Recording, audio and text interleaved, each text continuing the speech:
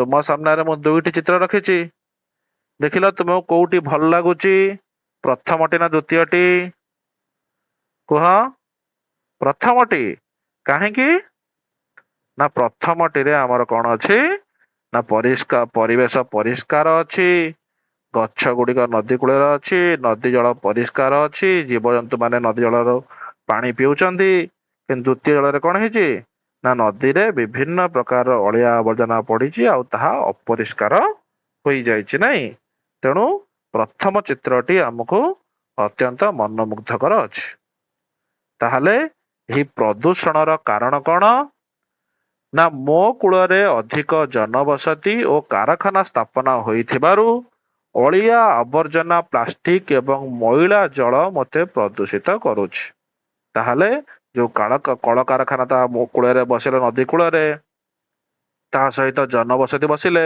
ତାଙ୍କର ଯେତେ ଯାହା ଅଳିଆ ଆବର୍ଜନା ରହିଲା ସମସ୍ତେ କଣ କଲେ ନା ସବୁ କିଛିକୁ ନେଇ ନଦୀ ଜଳରେ ପକାଇ ଦେଲେ ଫଳରେ ନଦୀ ଜଳ କଣ ହେଉଛି ନା ପ୍ରଦୂଷିତ ହଉଛି ଯାହା ଫଳରେ କଣ ହଉଛି ନା ଗନ୍ଧ ହୁଏ କିମ୍ବା ଅପରିଷ୍କାର ଦେଖାଯାଏ ଯେତେବେଳେ ଅପରିଷ୍କାର ପାଣି ପାଖକୁ ଆମେ ଯିବା ଆମକୁ ପୁରା ଦୁର୍ଗନ୍ଧ ଆସେ ନାଇଁ କାହିଁକି ଦୁର୍ଗନ୍ଧ ଆସେ ନା ନଦୀ ଜଳରେ ଯେତେବେଳେ ଆମେ ଅଳିଆ ଆବର୍ଜନା ପକେଇବା ତାହା ପଚି ସଢି ଯାଇ କଣ ହବ ନା ନଦୀ ଜଳ ଦୁର୍ଗନ୍ଧ ହବ ତଥାପି ଲୋକମାନେ ମୋ ଜଳ ବ୍ୟବହାର କରନ୍ତି ଯାହା ଦ୍ୱାରା ସେମାନେ ଅସୁସ୍ଥ ହୋଇପଡନ୍ତି ତାହେଲେ ଏଇ ଅପରିଷ୍କାର ଜଳ ଯଦି ଆମେ ବ୍ୟବହାର କରିବା ତାହେଲେ ଆମର କଣ ହବ ନା ବିଭିନ୍ନ ପ୍ରକାର ରୋଗ ହବ ଆଉ ଆମେ ଅସୁସ୍ଥ ହୋଇପଡିବା ତେଣୁ ମୋର ଇଚ୍ଛା ଯେ ମୁଁ ସେମାନଙ୍କୁ ମତେ ସଫା ଏବଂ ଆବର୍ଜନା ମୁକ୍ତ କରିବାକୁ ସାହାଯ୍ୟ କରିବାକୁ କହନ୍ତି ତ ନଦୀ ଇଚ୍ଛା କରୁଛି କଣ ନା ତୁମେ ମାନେ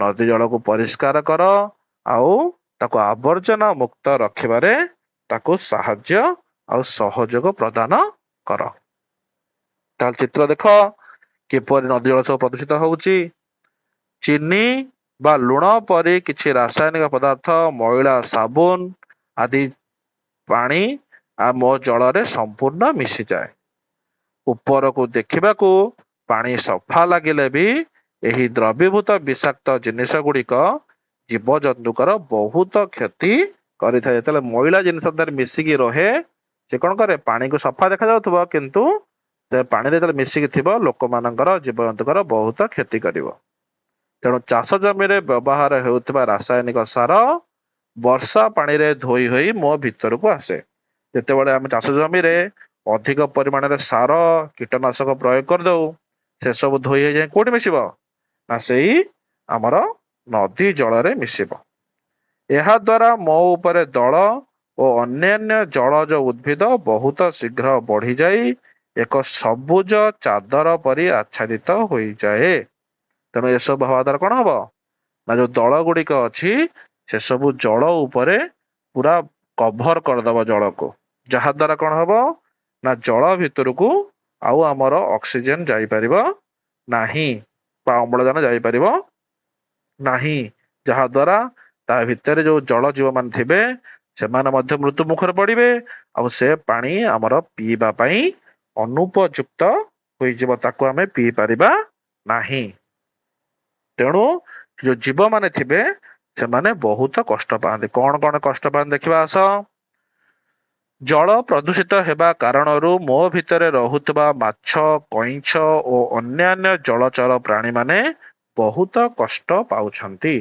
କାରଣ ଯେତେବେଳେ ପାଣି ପରିଷ୍କାର ଅପରିଷ୍କାର ହୋଇଯିବ ସେଥିରେ କଣ ହବ ନା ଜୀବଜନ୍ତୁ ମାନଙ୍କର ବଞ୍ଚିବା କଷ୍ଟକର ହୋଇପଡିବ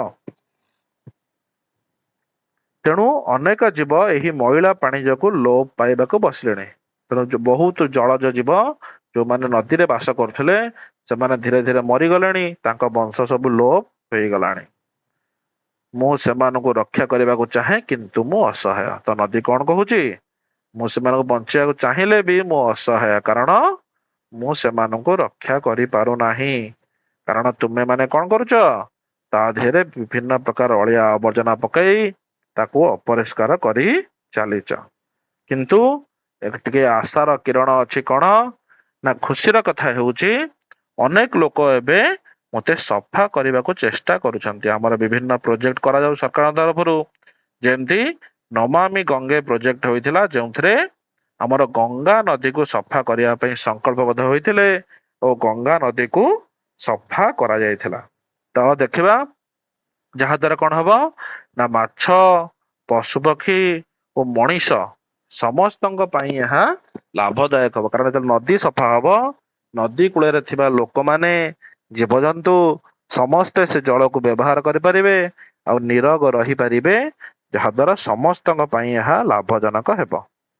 ତେଣୁ ଯେତେବେଳେ ନଦୀରେ ବନ୍ୟା ଆସେ କଣ ହୁଏ ଦେଖ, ଚିତ୍ରରେ ଦେଖିପାରୁଥିବ କେମିତି ନଦୀରେ ବନ୍ୟା ଆସି ସବୁ କିଛି ଭସେଇ ନେଇଛି। ତେଣୁ ଅଧିକାଂଶ ସମୟରେ ମୁଁ ଧୀରେ ଧୀରେ ପ୍ରବାହିତ ହୋଇ ମୋ ଚାରି ପାଖର ଜୀବ ଜଗତକୁ ସାହାଯ୍ୟ କରେ।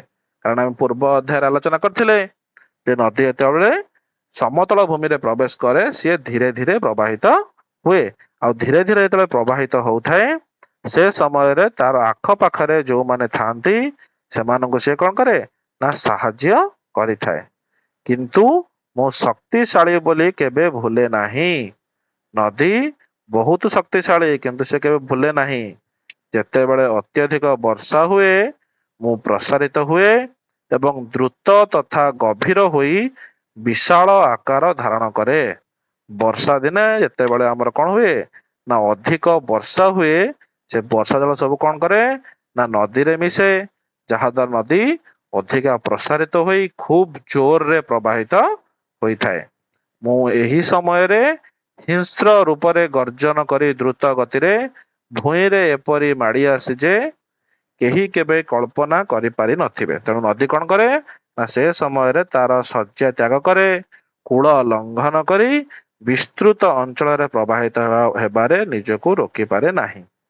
ତେଣୁ କୂଳ ଲଙ୍ଘନ କରି ତା ଶଯ୍ୟା ତ୍ୟାଗ କରି ତାର ଆଖପାଖ ଅଞ୍ଚଳରେ ଯୋଉ ଅଞ୍ଚଳ ଥାଏ ସେ ଆଡକୁ ସେ ଦ୍ରୁତ ଗର୍ଜନ କରି ମାଡି ଚାଲେ, ସବୁ କିଛି ଭସାଇ ନିଏ, ଘର ଦ୍ୱାର, ଲୋକ, ଜୀବଜନ୍ତୁ ସମସ୍ତଙ୍କୁ ସେ ଭସାଇ ନେଇଥାଏ। ଯେତେବେଳେ ଅତ୍ୟଧିକ ବର୍ଷା ହୁଏ ସମସ୍ତ ଜଳ ମୋ ଭିତରକୁ ପଶିଯାଏ ଏବଂ ମୋର ବନ୍ୟା ଜଳରେ ଘର, ଜମି ଏବଂ ରାସ୍ତାଘାଟ ବୁଡିଯାଏ, ଯାହାଦ୍ୱାରା ବହୁ ଧନ ଜୀବନ ନଷ୍ଟ ହୁଏ। ଘର ଛାଡି ଅନେକ ଲୋକ ପଶୁ ପକ୍ଷୀ ମାନଙ୍କୁ ସୁରକ୍ଷିତ ସ୍ଥାନରେ ସ୍ଥାନାନ୍ତର ହେବାକୁ ପଡିଥାଏ। ତେଣୁ ଯେହେତୁ ସମସ୍ତ ଘର, ତାର ବିଲ ସବୁ କିଛି କଣ ହୁଏ ନା ଜଳମଗ୍ନ ହୋଇଯାଏ, ତେଣୁ ଲୋକମାନେ ନିଜେ ଆଉ ତାଙ୍କର ଯୋଉ ଗୃହପାଳିତ ପଶୁ ଥାଆନ୍ତି ସେମାନଙ୍କୁ ଡଙ୍ଗା ସାହାଯ୍ୟରେ ହଉ କିମ୍ବା ବନ୍ୟା ଆସିବା ପୂର୍ବରୁ ଉଚ୍ଚା ସ୍ଥାନକୁ ନେଇ ସେମାନେ ସେଠାରେ ସୁରକ୍ଷିତ ଭାବେ ରହିବାକୁ ବାଧ୍ୟ ହୋଇଥାନ୍ତି।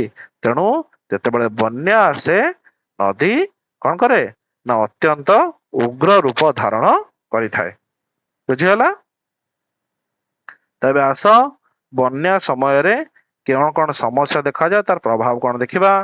ଗୋଳିଆ ଜଳ ହେଲେ କଣ ହବ ନା ନିରାପଦ ପାନୀୟ ଜଳ ମିଳିବ ନାହିଁ। ରାସ୍ତାଘାଟ ନଷ୍ଟ ହେଲେ ଯାତାୟାତ ଗମନାଗମନରେ ଅସୁବିଧା ହେବ। ଫସଲ ନଷ୍ଟ ହୋଇଗଲେ ଖାଦ୍ୟ ଯୋଗାଣରେ ବାଧାପ୍ରାପ୍ତ ହେବ। ବିଦ୍ୟୁତ ସଂଯୋଗ ବିଚ୍ଛିନ୍ନ ହେଲେ ଆଲୋକ, ପଙ୍ଖା, ଫୋନ ଇତ୍ୟାଦି ଚାଲିବ ନାହିଁ। ରୋଗ ବ୍ୟାପିଲେ ଲୋକଙ୍କର ସ୍ୱାସ୍ଥ୍ୟ ସମସ୍ୟା ଦେଖାଯିବ। ଘର ଭାଙ୍ଗିଲା ବେଳେ ଲୋକଙ୍କ ପାଇଁ ଆମେ ଆଶ୍ରୟସ୍ଥଳୀ ପାଇବା ନାହିଁ।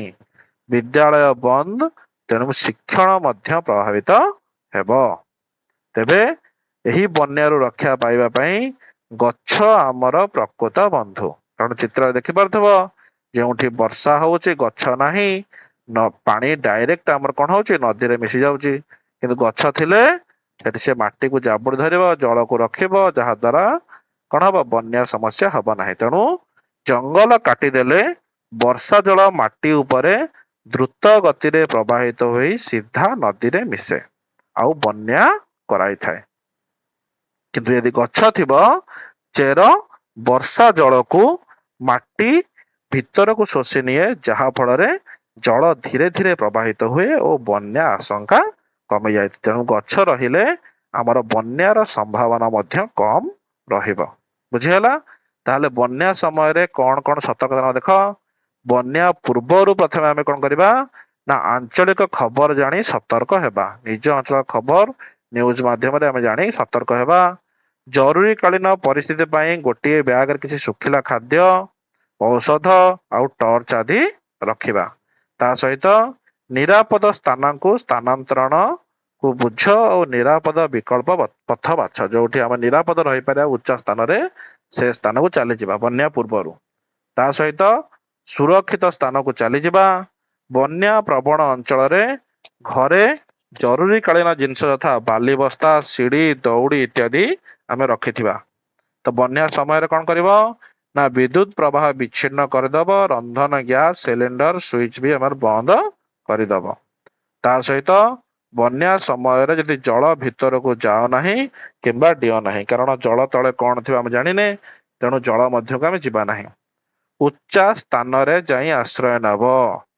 ତା ସହିତ ସ୍ଥାନାନ୍ତର ସମ୍ବନ୍ଧୀୟ ଯୋଉ ସୂଚନା ଦଉଥିବେ ବିଭିନ୍ନ ଆମର ସୁରକ୍ଷା କର୍ମୀ ମାନେ, ସେମାନଙ୍କ ସୂଚନାକୁ ଶୁଣିବ। ତା ସହିତ ନିଜର ଗୃହପାଳିତ ପଶୁ ଗାଈ ଗୋରୁ ମାନଙ୍କୁ ମଧ୍ୟ ସାଙ୍ଗରେ ନେଇକି ଯିବ ବନ୍ୟା ସମୟରେ, ତାଙ୍କୁ ଛାଡିକି ଯିବ ନାହିଁ।